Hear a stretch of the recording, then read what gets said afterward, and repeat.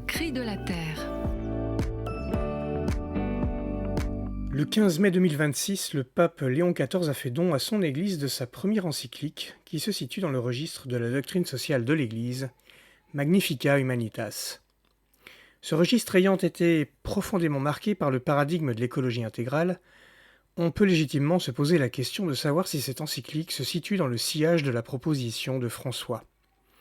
Il y a deux manières de répondre à la question.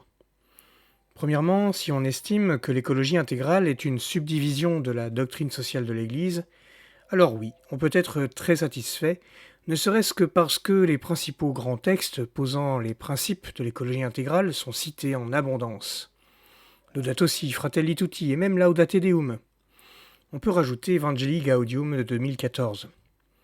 Léon XIV assume l'héritage de son prédécesseur. Il situe le cas de l'intelligence artificielle comme une problématique d'écologie intégrale concernant les 4 relations fondamentales. Il associe dans cette problématique la réponse à la clameur de la terre et la clameur des pauvres. Il voit aussi que la paix est fragilisée par un mésusage de ces nouvelles technologies. Mais si l'on estime que l'écologie intégrale est un paradigme qui vient reconfigurer la doctrine sociale de l'Église dans toutes ses dimensions, alors on reste un peu sur sa faim. Et on peut en fait regretter que Léon n'aille pas jusqu'au bout de la démarche. La démarche étant critiquer le paradigme technocratique et proposer un nouveau paradigme susceptible de remplacer l'ancien. C'est avec pertinence que Léon accomplit le premier volet dans les outils donnés par l'écologie intégrale.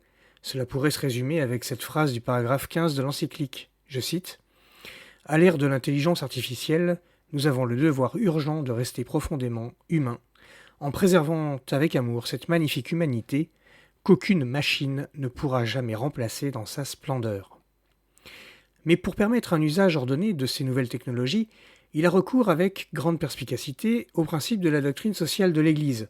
Mais il le fait comme si l'écologie intégrale n'était pas venue pour les revisiter et les reconfigurer, notamment à partir du grand apport de François sur l'être relié. Dans un monde où tout est lié, comment le mode de pensée écologique peut-il répondre aux enjeux de l'IA ? Cela reste encore à définir.